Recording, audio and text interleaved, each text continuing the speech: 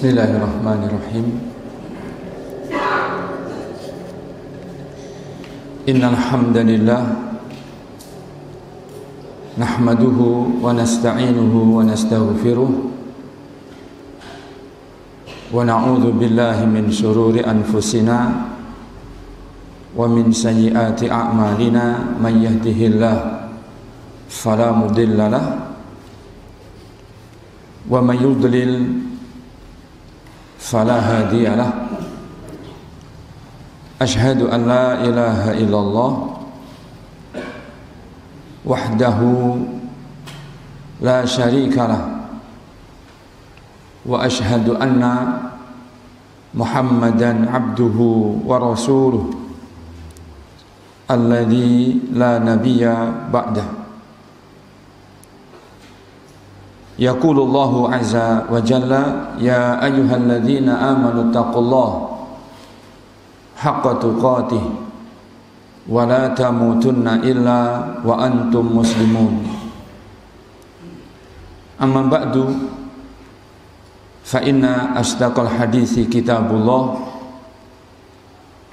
wa khairal huda huda Muhammadin sallallahu alaihi wasallam wa syarrul umuri muhdatsatuha fa inna kulla muhdatsatin bid'ah wa kulla bid'atin dhalalah wa kulla dhalalatin finnar. Ma'asyiral muslimin wal muslimat, para bapak dan para ibu, para ikhwan dan para akhwat, para hadirin, para hadirat, para jamaah sekalian rahimakumullah. Alhamdulillah alladzi bi ni'matihi tatimmus shalihat. Segala puji miliknya Allah yang kita memujinya dan kita menyanjungnya, yang dengan nikmat-nikmat yang Allah berikan maka kebaikan-kebaikan ini menjadi sempurna. Allah Azza wa Jalla memberikan takdir yang baik kepada kita, berjumpa di majelis pengajian dalam pembahasan Al-Manhaj yang merupakan pembahasan di antara pembahasan pokok-pokok agama. Karena sebagaimana telah disebutkan pada awal-awal pengajian kita ini, bahwa manhaj itu adalah dasar yang keselamatannya, jaminan keselamatan seseorang, sehingga kesalahan dan kekeliruan dalam bab manhaj ini juga konsekuensinya kesalahan dan kekeliruan pada agama seseorang, yang dengannya adalah bermuara pada dua perkara yang dijanjikan. Keselamatan berarti diselamatkan dari neraka Allah menuju surganya, dan kesalahan, kekeliruan dalam beragama akan berakibat buruk dan berakibat yang menyakitkan, yaitu tidak selamatnya seseorang di dalam beragama, mengantarkan menuju nerakanya Allah tabaraka wa ta'ala, ya dan billah minan nar. Kita berlindung kepada Allah tabaraka wa ta'ala dari neraka. Sesuai dengan apa yang disabdakan oleh Nabi SAW dalam hadis iftiraqul ummah yang sudah sering kita menyebut dan sudah sering kita sampaikan, seperti hanya apa yang Allah Azza wa Jalla sebutkan pula dalam surat Al-An'am tentang kewajiban meniti manhaj yang benar. Oleh karenanya kajian dan pengajian masalah manhaj seperti majelis kita seperti ini adalah kajian yang penting. Maka dimanapun kajian-kajian yang sifatnya adalah kajian manhaji adalah majelis yang patut, yang layak untuk kita menghadirinya, dan perlu ada kewaspadaan dan kehati-hatian tentang materi manhaj. Dari siapa kita belajar manhaj ini? Karena setiap ideologi itu diajarkan dengan manhajnya. Jadi pengajian manhaj itu tidak sekedar pengajian manhaj dalam artian manhaj salaf, tidak. Dan setiap ideologi itu sekali lagi diajarkan juga sesuai dengan manhaj daripada pengusungnya. Jadi dari firqah-firqah yang menyimpang dari manhaj salaf, mereka juga berada di atas manhaj. Ideologi-ideologi yang ada, mereka itu di dalam mengajarkan ideologinya dan menerapkan atau mempraktikkan ideologinya itu juga di atas manhaj.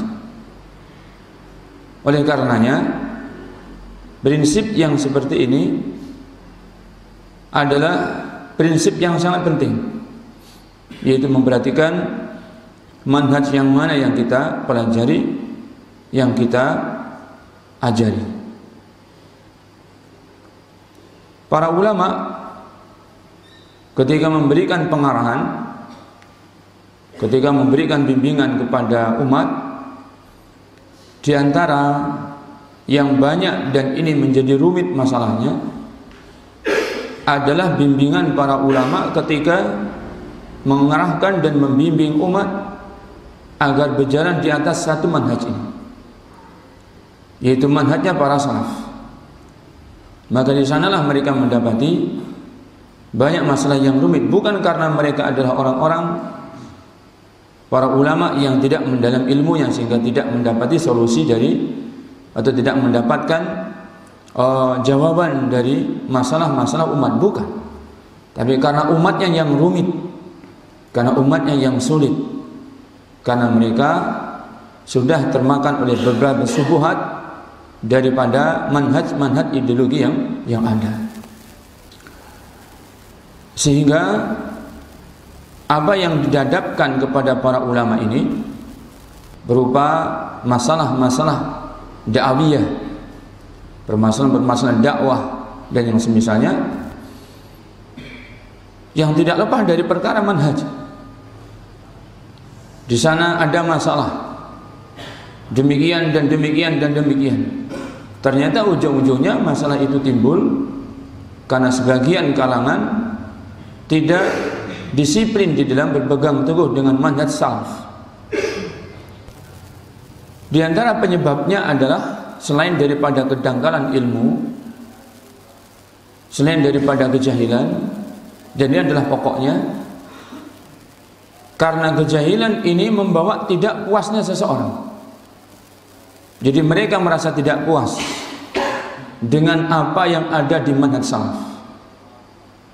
Mereka merasa bahwa manhaj salaf ini tidak mengantarkan maksud dan tujuan. Kaum muslimin yang dirahmati Allah Subhanahu wa taala, maka sekali lagi ini bermula dari jauhnya ilmu, masih adanya kejahilan, yang tentunya juga pada diri kita pun masih banyak kejahilan. Kita tidak mengatakan bahwa kita adalah orang yang sudah tahu semua masalah dalam agama ini, tidak. Tapi setidaknya apabila seseorang itu tidak ceroboh, tapi dia berusaha untuk tertib dan disiplin, dia mengkaji dan mempelajari manhaj salaf, tidak dia itu melepaskan diri dengan kecerobohannya, dia tinggalkan manhaj salaf karena tidak puasnya, tidak puasnya dia terhadap apa-apa yang diarahkan oleh para ulama yang mewajibkan kita berdasarkan nas-nas yang ada untuk berpegang teguh dengan manhaj salaf. Maka itulah yang memperumit, itulah yang menjadikan masalah dakwah, masalah dakwah yang ada di lapangan atau medan dakwah masyarakat kaum muslimin menjadi lebih rumit. masalahnya menjadi lebih rumit. Banyak di antara kalangan kaum muslimin yang memang mereka menuduh atau mereka menyangka bahwa dakwah salafiyah tidak mengantarkan pada maksud dan tujuan. Yang dimaksudkan adalah apabila dipandang realita kenyataan yang ada di masyarakat kaum muslimin, mereka senantiasa membenturkan wakil yang ada di kaum muslimin, realita yang ada di kaum muslimin, yang mereka jadikan sebagai alasan tidak puasnya mereka berpegang dengan manhaj salaf ini. Menurut mereka bahwa wakil atau realita yang ada di masyarakat kaum muslimin dengan berbagai macam yaitu degenderasi dalam bidang-bidang yang berbeda-beda itu tidak bisa diperbaiki, melainkan harus adanya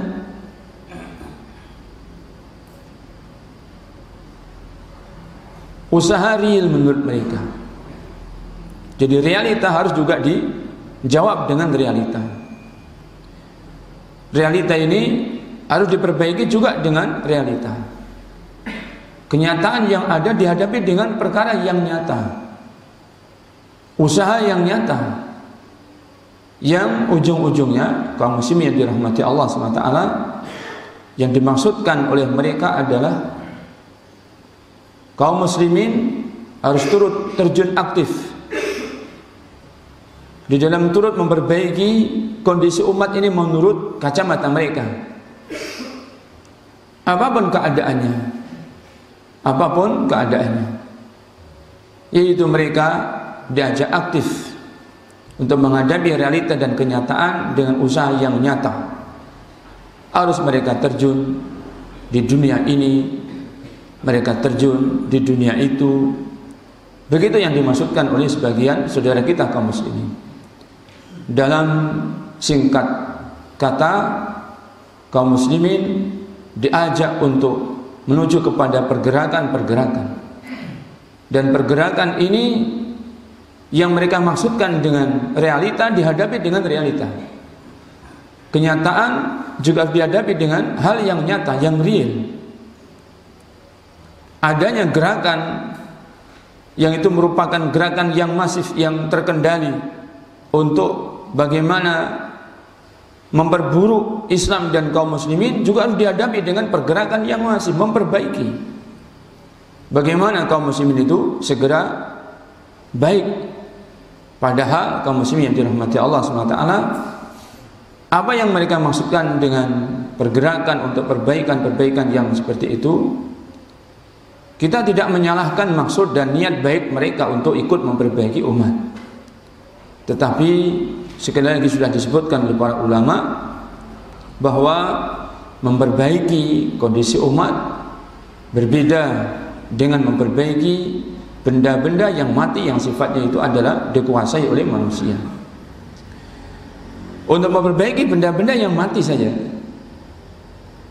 yang kita mendapati kerusakan, tidak boleh sembarang orang turut campur untuk memperbaikinya. Karena alih-alih memperbaiki, justru kerusakan yang lebih parah yang ada pada benda tersebut akan terjadi. Jika perkara memperbaiki benda ini, yang pertama tidak dengan ilmu, tidak dengan ilmu. Yang kedua tidak dengan ahlinya.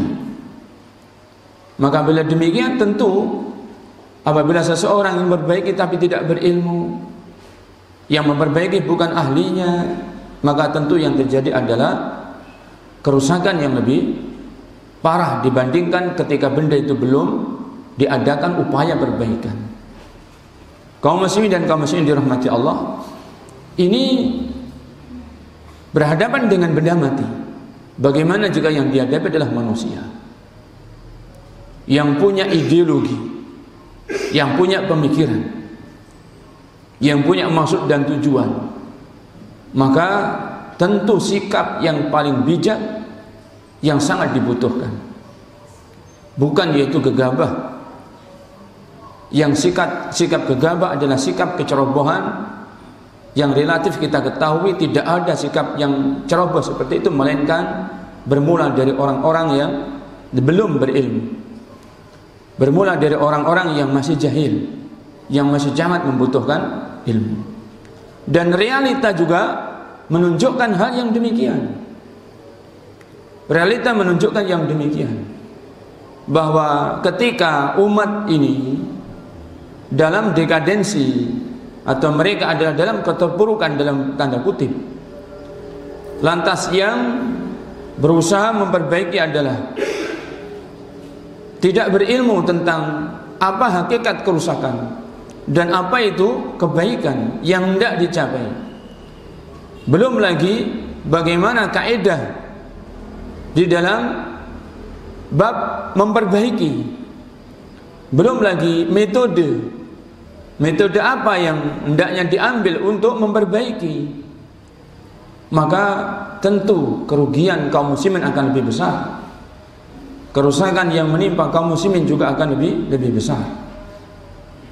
Dan hal yang demikian kiranya kurang bisa dipahami dan kurang bisa diterima oleh sebagian saudara kita kaum muslimin yang mereka terjun di pergerakan-pergerakan yang mereka terjun menurut mereka menjawab realita dengan realita, menjawab yaitu kenyataan yang ada dengan usaha yang nyata menurut mereka.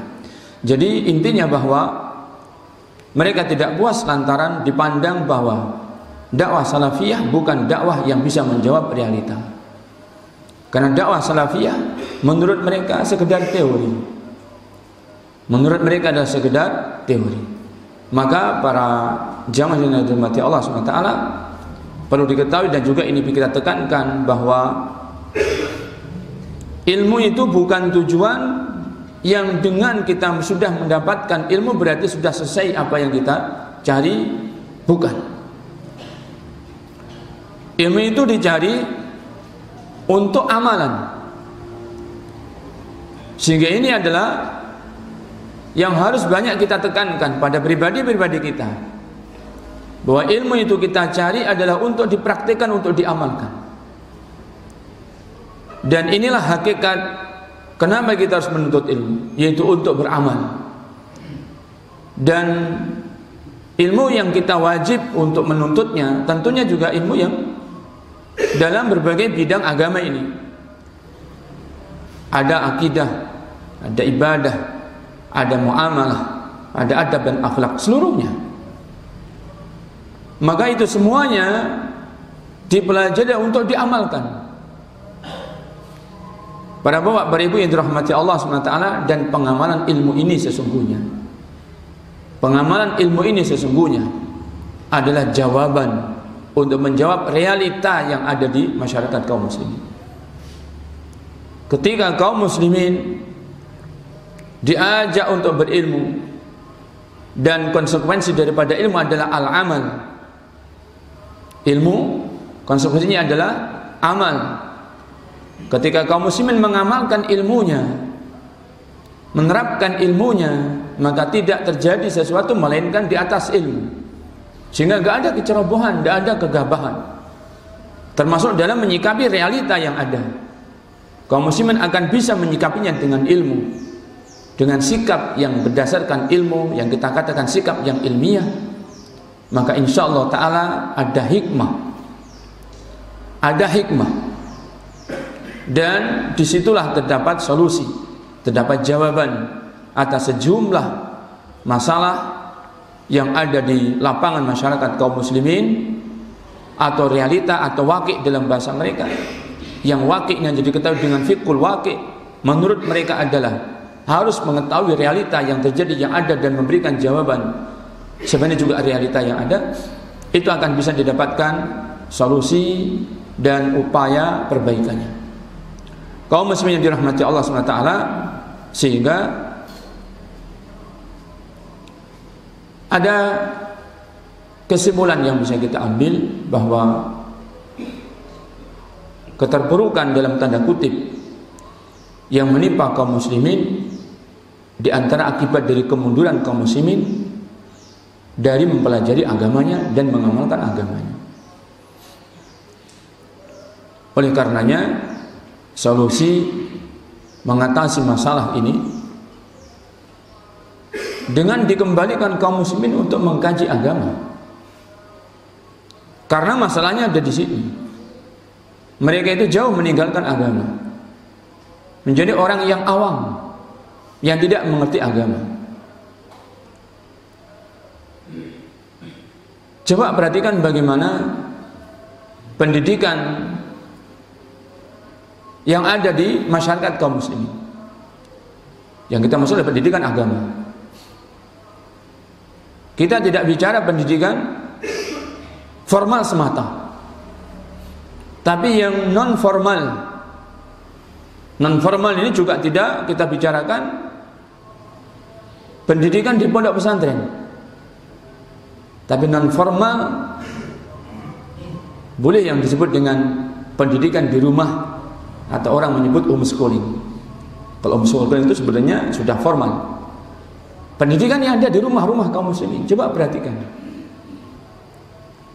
Adakah hidup pendidikan di rumah-rumah kaum muslimin?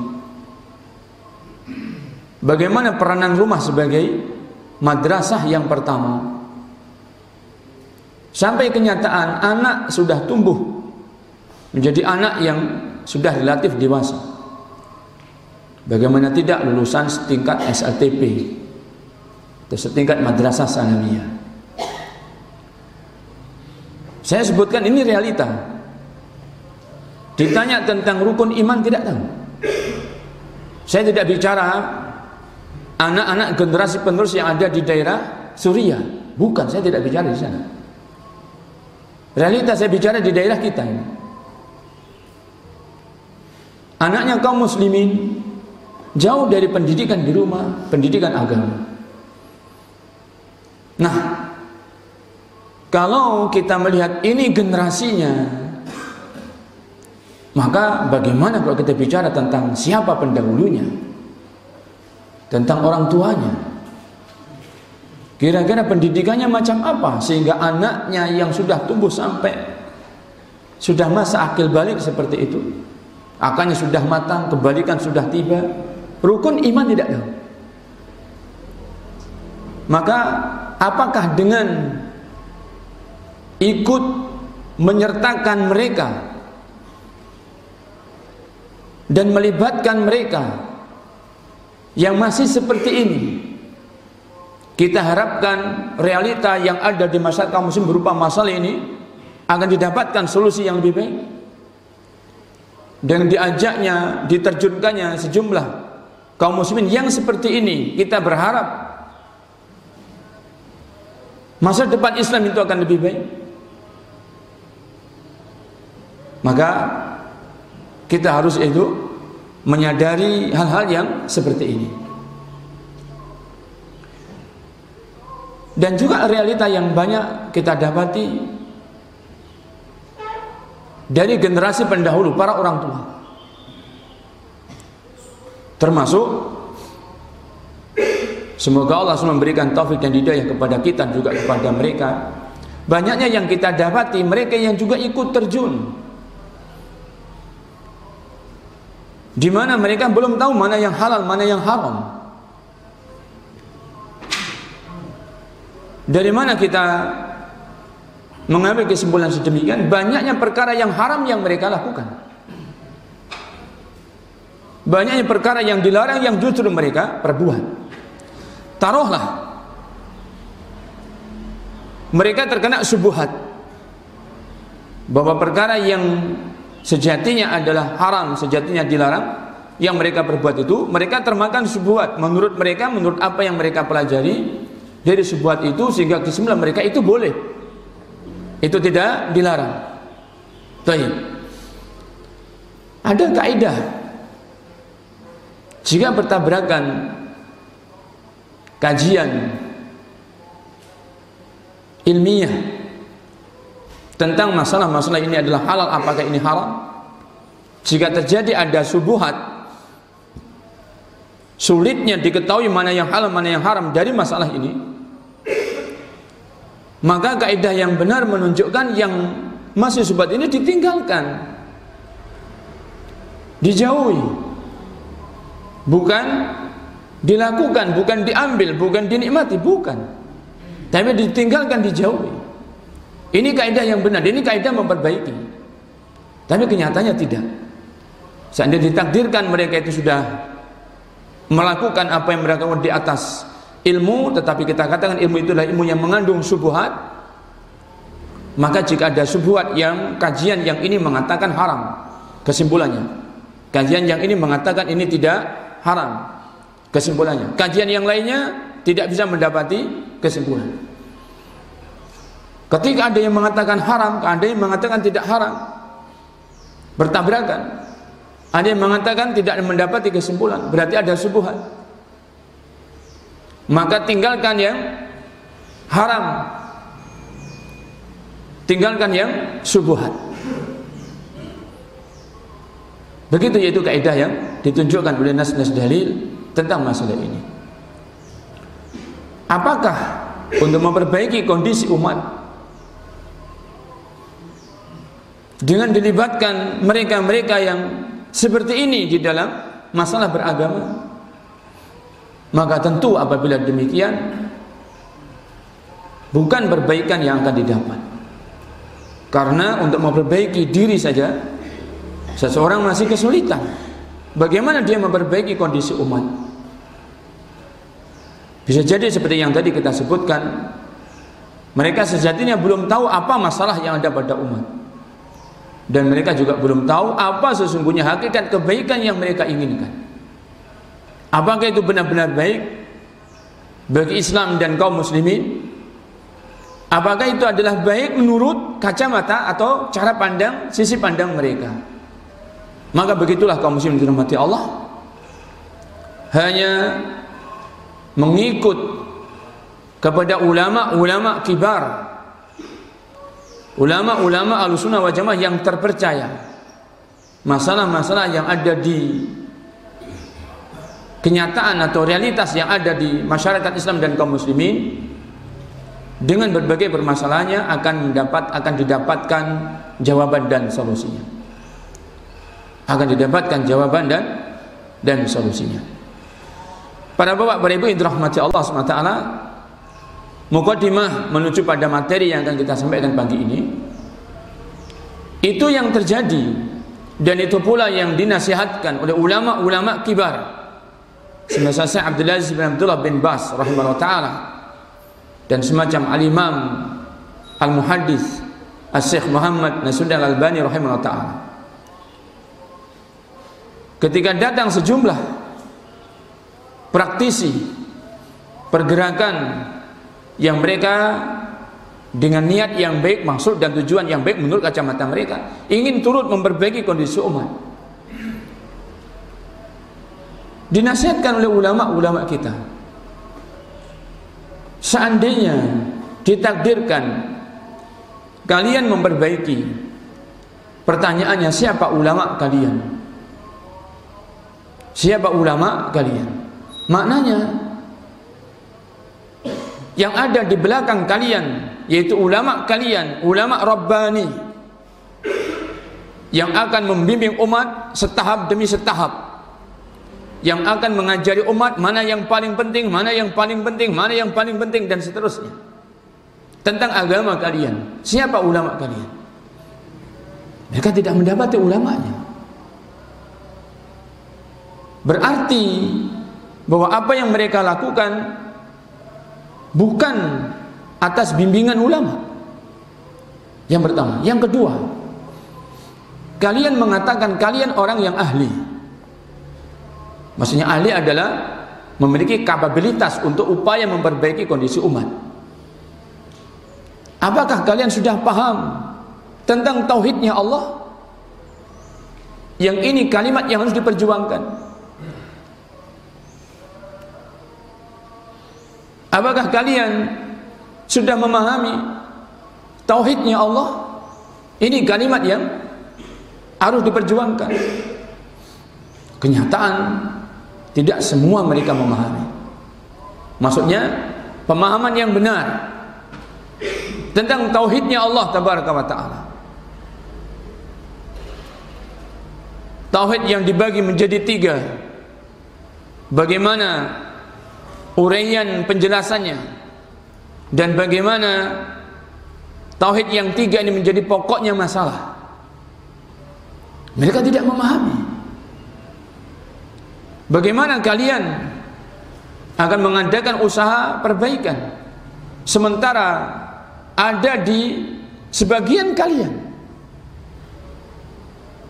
yang kalian ikut libatkan dalam upaya perbaikan ini, mereka-mereka yang masih memiliki keyakinan syirkiyat yang bertentangan dengan tauhid, yang mereka masih mempercayai takhayul dan khurafat yang bertentangan dengan tauhid. Bagaimana kalian menjadi praktisi-praktisi memperbaiki jika kenyataan adalah seperti ini, jika realita adalah seperti ini?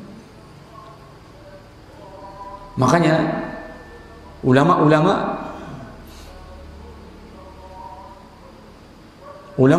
dakwah sunnah yang memberikan pengarahan seperti ini bukan kritikan, tapi ini bimbingan dan arahan bahwa memperbaiki harus dengan bekal ilmu. Tidak patut memperbaiki jika orang belum tahu apa itu kebaikan, dan tidak ada kebaikan melebihi kebaikan tauhid. Sebenarnya tidak ada kerusakan yang lebih parah dibandingkan kerusakan tauhid yang teracuni oleh noda syirik, takhayul dan khurafat dan yang semisalnya. Kaum muslimin dan kaum muslimat yang dirahmati Allah Subhanahu wa ta'ala, tentu yang demikian jawaban ini adalah jawaban yang Masya Allah begitu ilmiah, karena mereka tidak memberikan arahan melainkan berdasarkan ilmu dan kenyataan. Perkara yang sangat ilmiah pun mereka masih sulit untuk bisa menerimanya. Bagaimana dengan perkara-perkara yang sifatnya benar, ilmiah, mereka sulit menerimanya, tetapi mereka akan memperbaiki. Maka jelas sekali bahwa mereka akan memperbaiki kondisi, tetapi mereka tidak mengilmiahkan masalah. Bagaimana mereka bisa mengetahui solusi daripada masalah itu? Para bapak, para ibu yang dirahmati Allah SWT, sebagaimana pentingnya pelajaran manhaj di seluruh umat kaum muslimin, maka penting pula pelajaran manhaj di daerah kita ini, di kajian-kajian kita ini. Kita akan membahas masalah ini, yaitu masalah tauhid menurut Ahlus Sunnah wal Jamaah, tauhid dalam dakwah salafiyah. Pada halaman nomor 22 yang ada dalam kitab di hadapan kita ini, masalah tauhidullah. Dikatakan oleh Syekh Abu Malik Ramadhani Al-Jazairi hafizallahu ta'ala, laqad istaqarra al-amru 'inda a'immatil huda ba'da istiqra'it tam li nususil kitab wa sunnah ala annahu lam ya'rifillaha al-ma'rifata allati tunjihi minal 'adzabil alim yaumal qiyamati man lam yuwahhid rabbahu fi rububiyyatihi wa uluhiyatihi wa asma'i wa sifatihi. Telah tertetapkan berdasarkan penelitian ilmiah perkara yang akan disebutkan ini inda a'immatil huda, menurut ulama-ulama yang oleh Allah diberi hidayah, dan ulama-ulama yang di tangan mereka Allah SWT menyerahkan tanggung jawab untuk memberikan hidayah, menebarkan hidayah. Ba'dal istiqra'it tam, usai dari mengkaji secara serius linususul kitab wa sunnah, nas-nas dalil dari Al-Quran dan nas dalil dari sunnah. Apa yang tertetapkan setelah kajian yang sempurna, yang serius ini, ala annahu, sebuah pernyataan bahwa lam ya'rifillaha al-ma'rifata allati tunjihi minal adzabil alim. Tidaklah dikatakan orang telah makrifah kepada Allah, tidaklah dikatakan orang telah mengenali Allah dengan pengenalan yang bisa menyelamatkan dia dari azab yang pedih yaumal qiyamati, kelak di hari kiamat. Man lam yuwahhid rabbahu, siapa yang dikatakan tidak memiliki makrifah kepada Allah yang menyelamatkan, yaitu man lam yuwahhid rabbahu, setiap siapapun yang belum mentauhidkan Rabbnya.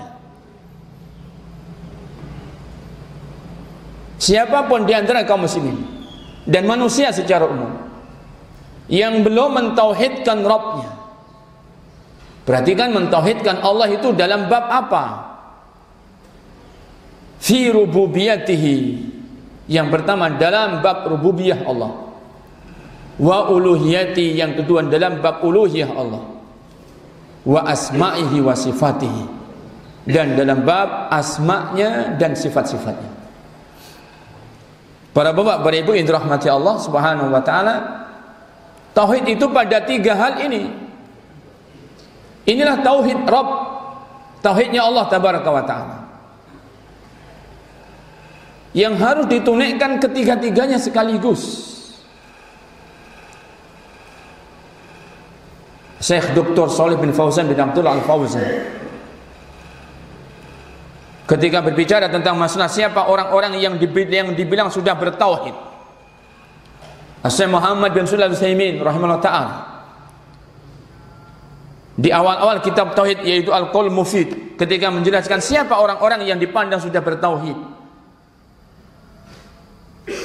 dan ulama-ulama kibar yang lain, tidak ada mereka yang mengatakan bahwa boleh orang itu tidak tahu dalam satu bidang tauhid sehingga dia sudah cukup dikatakan sebagai orang yang muwahhid.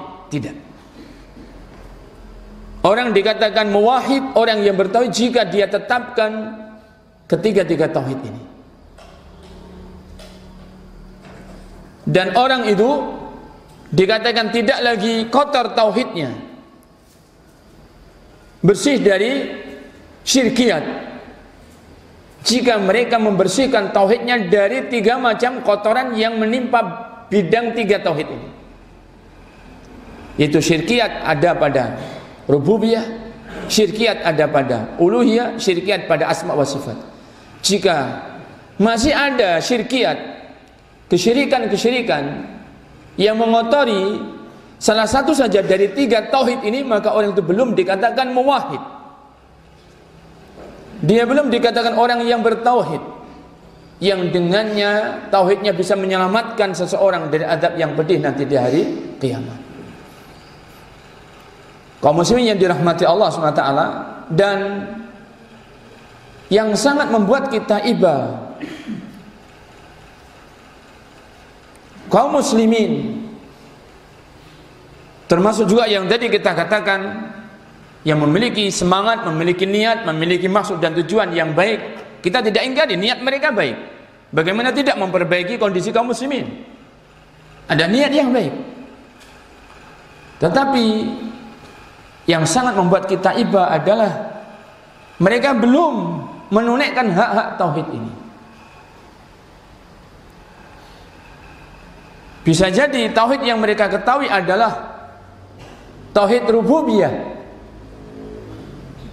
bahwa Allah yang menciptakan, Allah yang menetapkan, Allah yang mengatur, Allah yang membuat hukum, karena Dia adalah yang menghukum. Hanya seperti ini, dan tidak melampaui tauhid rububiyah. Dan perlu diketahui kaum muslimin yang dirahmati Allah, bahwa tauhid rububiyah adalah tauhid yang tidak diingkari oleh orang-orang kafir dahulu, yang tidak diingkari oleh kaumnya Nabi Nuh, yang tidak diingkari oleh orang-orang kafir Quraisy waktu itu.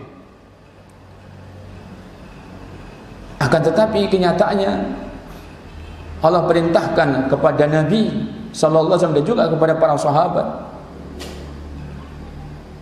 untuk memerangi mereka, menunjukkan bahwa Tauhid rububiyah bukan tauhid yang dimaksudkan, yang bisa menyelamatkan, sehingga harus disempurnakan dengan menyempurnakan tauhid pada tiga bab tauhid yang telah disebutkan. Kaum muslimin yang dirahmati Allah SWT, sudah pernah kita sebutkan pada pengajian kita yang dahulu bahwa kenyataan yang ada didapat oleh para ulama bahwa tauhid ada tiga, rububiyah, uluhiyah, dan asma wa sifat, adalah berdasarkan istiqra', kajian ilmiah yang serius terhadap nas-nas dalil dari Al-Quran dan Sunnah.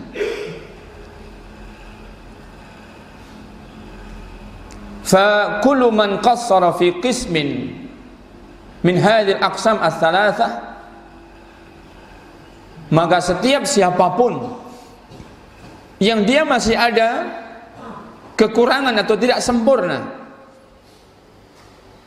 fi qismin, dari satu bagian saja, min hadhil aqsam ats-tsalatsah, dari tiga bagian tauhid yang sudah disebutkan tadi itu, maka lam yukhlisid din lillah, maka dia bukan termasuk orang yang sudah dipandang mengikhlaskan agama ini untuk Allah. Lam yukhlisid din lillah, dia belum dipandang sebagai orang yang telah mengikhlaskan agama ini untuk Allah. Padahal yang Allah perintahkan adalah wa ma umiru illa liya'budullah mukhlishina lahuddin, dan manusia tidak diperintah oleh Allah melainkan agar mereka mengikhlaskan untuk Allah agama ini. Dan diikhlaskannya agama untuk Allah adalah dengan mengikhlaskan semua bagian tauhid yang tiga ini, ditunaikannya hak tauhid yang tiga ini seluruhnya untuk Allah tabaraka wa ta'ala. Kenapa harus begitu? Karena ala lillahi dinul khalis, karena hanya milik Allah agama yang murni ini, tidak boleh diberikan kepada yang lain. Hanya milik Allah agama yang murni ini, tidak boleh diberikan kepada yang lain. Dan realita yang ada di masyarakat kaum muslimin, mereka masih, Masya Allah, begitu ibanya kita melihat realita, mereka masih miskin dalam bab yang paling pokok ini. Padahal tidak ada kebaikan, tidak ada perbaikan, melainkan adalah kebaikan seseorang diselamatkan di dunia sampai di akhirat. Sehingga tidak ada perbaikan melainkan memperbaiki keadaan umat, bagaimana selamat agama mereka di dunia sampai mereka selamat di akhirat. Sehingga pokoknya perbaikan adalah memperbaiki tauhid ini. Para bapak, para ibu yang dirahmati Allah Subhanahu wa ta'ala, sehingga wajib bagi seluruh kaum muslimin untuk mengkaji tauhid ini dengan ketiga-tiga bagiannya, untuk dia bisa perbaiki agamanya dan untuk bisa apa? Mengikhlaskan agama ini semata-mata untuk Allah Subhanahu wa ta'ala. Tauhidur rububiyah wa huwa ya'ni ifradullah subhanahu bi af'alihi. Yang dimaksudkan dengan tauhid rububiyah adalah mengisahkan Allah tabaraka wa ta'ala dengan seluruh perbuatan Allah tabaraka wa ta'ala. Allah SWT zat yang maha berbuat,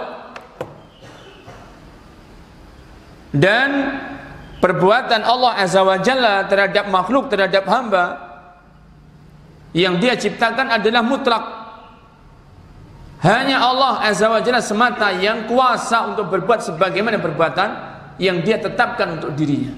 Hanya Allah tabaraka wa ta'ala yang kuasa, tidak ada selain Allah yang kuasa melakukan perbuatan Allah Azza wa Jalla. Seluruh perbuatan Allah tabaraka wa ta'ala. Memang kaum muslimin yang dirahmati Allah SWT, Allah SWT menyebut perbuatannya sama, fiilnya maksudnya, kata kerjanya, dengan perbuatan yang Allah nisbatkan kepada makhluk, sama. Tetapi Allah SWT menjadikan dirinya zat yang laisa kamitslihi syai'un. Kalaulah sama fiil kata kerjanya antara yang Allah nisbatkan kepada makhluk dan antara apa yang dia Azza wa Jalla berhak untuk memiliki fi'il, memiliki kata kerja ini, memiliki pekerjaan atau perbuatan tersebut, maka hanya sama dalam bab bahasa yang Allah sebutkan, hanya sama dalam bab kata kerja yang Dia Azza wa Jalla sebutkan, tapi jauh berbeda hakikatnya. Barang siapa yang tidak bisa memahami ini, berarti dia belum bisa memahami tauhid rububiyah, bahwa perbuatan Allah Azza wa Jalla hanya Dia semata-mata yang berbuat, tidak ada satupun makhluk apalagi yang berbuat seperti perbuatan Allah. Sedangkan membandingi saja tidak, sedangkan bersekutu saja tidak. Apa maksudnya bersekutu? Ikut sumbangsih dalam perbuatan Allah? Tidak. Bagaimana akan melakukan sebagaimana perbuatan Allah? Maka tidak, sama sekali tidak. Dan Allah Azza wa Jalla mensifatkan pada dirinya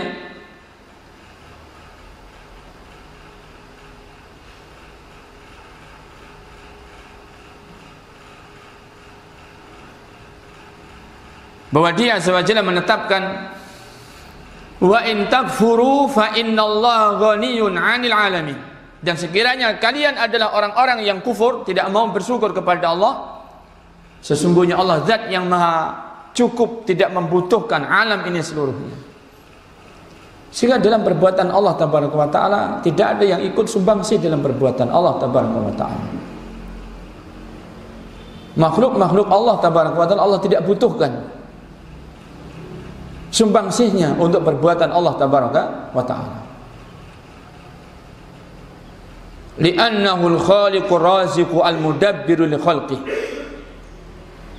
Yang demikian karena Dia Azza wa Jalla adalah zat yang menciptakan, sehingga tidak ada yang menciptakan kecuali Allah. Ar-raziqu, Dia zat yang memberi rezeki, tidak ada yang memberi rezeki kecuali Allah. Al-mudabbiru, zat yang mengatur, dan tidak ada yang mengatur makhluk kecuali Allah. Li khalqihi, Dia yang menciptakan makhluknya, Dia yang memberi rezeki makhluknya, Dia Azza wa Jalla yang mengatur makhluknya. Al-murabbi lahum, zat yang mengatur seluruh makhluknya dan mentarbiyah makhluknya dengan berbagai nikmat-nikmat untuk kelangsungan hidup. Seluruh makhluk, tidak ada yang terlantar, tidak ada makhluk Allah yang terlantar. Allah yang telah mentarbiyah, Allah yang telah yaitu memberikan kecukupan semua makhluknya. Oleh karenanya Dia Azza wa Jalla mensifatkan dirinya alhamdulillah rabbil alamin. Segala puji adalah milik Allah, Rabbul alamin. Dia adalah Rabb. Rabbun itu maknanya sangat luas.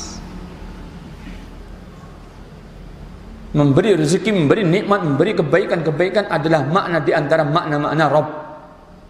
Dari Rabbun, Rabba yurabbi tarbiyah, dari situlah makna yang luas terkandung di balik sebutan Allah sebagai Rabbul Alamin,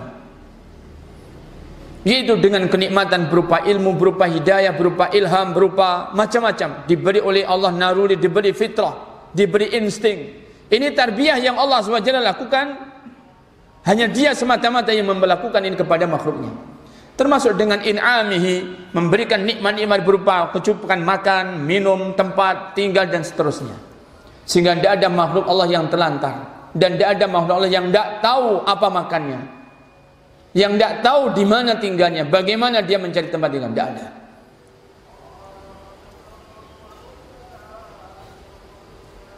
Kaum muslimin yang dirahmati Allah Subhanahu wa taala, qala Allah taala, qul man yarzuqukum minas sama'i wal ardi amman yamliku sam'a wal absara wa man yukhrijul hayya minal mayyiti wa yukhrijul mayyita minal hayyi wa man yudabbirul amra fasayaquluna Allah faqul afala tattaqun.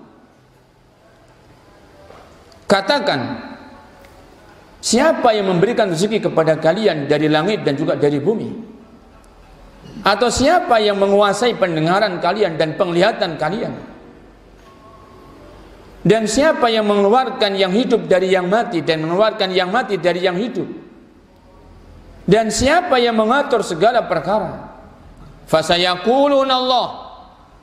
Kalau kalian menanya kepada mereka tentang masalah-masalah rububiyah seperti ini, fasayaquluna Allah. Allah menghikayatkan umatnya para nabi yang dahulu, ternyata mereka tidak mengingkari rububiyah Allah. Allah menghikayatkan jawaban umatnya para nabi yang menentang nabi, yang menentang rasul. Fasayaquluna Allah. Niscaya mereka menjawab Allah saja. Mereka tahu bukan tidak tahu masalah itu. Ini menunjukkan bahwa tauhid rububiyah adalah tauhid yang umat para nabi yang menentang para nabi pun menetapkannya. Makanya para bapak-bapak yang dirahmati Allah SWT, apabila ada justru datangnya adalah di era-era milenial seperti ini, mereka yang dengan lisannya mengingkari rububiyah, maka sungguh kondisi lisanul maqal mereka tidak lebih baik dibandingkan lisanul maqal orang-orang yang dahulu, yang ada di zaman purbakala, kita katakan demikian. Apakah kemajuan ilmu pengetahuan dan teknologi yang seharusnya semakin juga membawa kemajuan peradaban tidak bisa membawa kemajuan ilmu atau ilmiahnya seseorang yang memiliki peradaban yang maju? Malah keilmuan mereka adalah mundur sampai ke zaman purbakala. Maka sungguh mengherankan. Makanya Allah SWT telah memberikan gambaran, tidaklah hal itu terjadi melainkan pada orang yang ada takabur pada dirinya. Ada orang yang dia itu memiliki apa? Ego yang tinggi, ingin diwahkan oleh dirinya dan diwahkan oleh manusia. Kesombongan, takabur dirinya melampaui batas, sehingga sampai membuat mereka buta, menipu manusia yang nggak mungkin mereka tipu. Laksana Fir'aun yang Allah Azza wa Jalla telah kabarkan. Fir'aun tidak menipu manusia dengan perkara yang tidak mungkin manusia ditipu, sedangkan dirinya sendiri yang tidak bisa ditipu. Fir'aun mengatakan, Ana rabbukumul a'la. Aku adalah Rabb kalian. Aku yang memiliki kedudukan yang tinggi di sini. Ini perkataan Fir'aun. Dia mengingkari rububiyah Allah tabaraka wa ta'ala dengan lisanul maqal. Dengan lisannya dia sebutkan. Tetapi Allah SWT menegaskan, dia menipu dirinya yang sesungguhnya dia tidak bisa menipu dirinya. Dia menipu manusia dengan perkara yang manusia tidak bisa ditipu dengan masalah tersebut.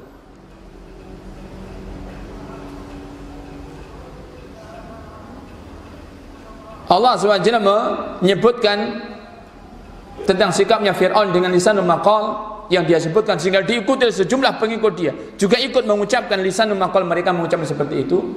Wajahadu biha wastaiqanatha anfusuhum zulman wa uluwa.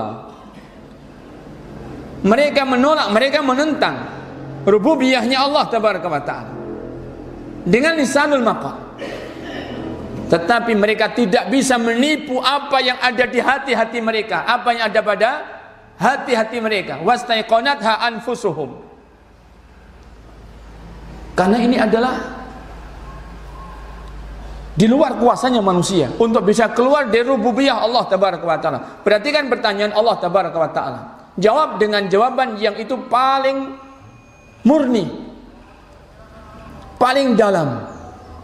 Jangan ada syak wasangka, jangan ada prasangka terlebih dahulu, jangan ada kebimbangan, keraguan, tidak, mantap dijawab. dengan jawaban naluri Anda yang paling dalam. Man yarzuqukum, siapa hakikat yang memberikan rezeki kepada Anda? Silahkan dipenggalih gitu, anggraito dalam bahasa Jawa kan begitu. Baik. Suasana yang paling hening mungkin di malam-malam. Coba dicari jawabannya ini dari hati nurani yang paling dalam. Baik. Siapa yang memberi rezeki kita itu? Kaji dari mana dan apa wujudnya rezeki yang kita dapatkan. Minas sama'i wal ardi, ya Allah turunkan dari langit, ya Allah keluarkan dari bumi. Siapa sesungguhnya memberi rezeki? Pertanyaan kedua, amman yamliku sam'a wal absar, siapa yang kuasa atas pendengaran kita dan penglihatan kita itu? Coba dalam kajian kita itu nanti kita anggraito ya, kita pokoknya benar-benar dikaji kita itu tentang pendengaran kita yang berupa telinga ini dan penglihatan yang berupa mata ini. Siapa yang kuasa atas bola mata yang kita miliki sehingga bisa melihat? Siapa yang kuasa atas telinga kita dengan gendang-gendang yang kita sendiri tidak tahu bentuknya sehingga bisa mendengar? Seandainya komponen itu dibuat, zatnya itu dibuat, persis ada. Siapa yang menjamin mata itu bisa melihat? Yang komponennya persis dibuat. Kenyataan banyak orang yang memiliki mata, tapi tidak semua orang yang memiliki mata bisa melihat. Kenyataan banyak orang punya telinga, tapi tidak semua orang punya telinga bisa mendengar. Berarti siapa yang kuasa atas pendengaran dan juga kuasa atas penglihatan kita? Begitulah Allah SWT menanya. Pertanyaan yang tidak bisa seorang pun bisa mengingkari bahwa Allah zat yang memiliki rububiyah. Sehingga Fir'aun pun demikian, Allah yang menegaskan Fir'aun itu tidak bisa menipu dirinya untuk tidak menetapkan bahwa Allah sejatinya Rabbul Alamin. Kenapa? Tapi dia ucapkan dengan lisanul maqal. Sejumlah pengikutnya juga begitu ikutukan mengucapkan dengan lisanul maqal, zulman wa uluwa, karena sikap zulmun, aniayanya Fir'aun dan aniayanya orang-orang yang sedemikian. Minimalnya dia telah menganiaya diri sendiri. Dia harus perang dengan nuraninya, dengan hatinya yang paling dalam. Berarti dia berbuat aniaya. Wa uluwan, dan sikap takabur yang dia mau merasa lebih dibandingkan manusia yang lain, yang mau diwahkan oleh dirinya, mau diwahkan oleh manusia. Maka begitu jahatnya Fir'aun terhadap dirinya dan terhadap manusia. Dan para bapak, para ibu yang dirahmati Allah Subhanahu wa ta'ala, kenyataan sampai hari ini pun kita mendapati tidak ada yang bisa mengingkari rububiyah Allah tabaraka wa ta'ala. Sekali lagi, kalaulah lisanul maqal, ucapan lisan atau tulisan mereka mengatakan demikian, sesungguhnya mereka telah perang batin terhadap diri-diri mereka sendiri. Karena mereka tidak bisa mengingkari kenyataan apa yang mereka yakini, yang mereka tidak bisa bantah, yang mereka tidak bisa menjelaskan, melainkan mentok dia harus meyakini bahwa Allah zat yang memiliki rububiyah. Kita insyaallah lanjutkan materi ini di pertemuan pengajian yang akan datang. Oleh karena waktu juga yang tidak memungkinkan, kita cukupkan sampai di sini pengajian kita insyaallah taala. Masih pada bab tauhid, kita akan lanjutkan di pertemuan yang akan datang. Wallahu taala a'la wa a'lam, wa salawatullah wa salam ala nabiyyina wa habibina Muhammadin wa ala alihi wa sahbihi wa sallam, wa akhiru da'wana alhamdulillahi rabbil alamin.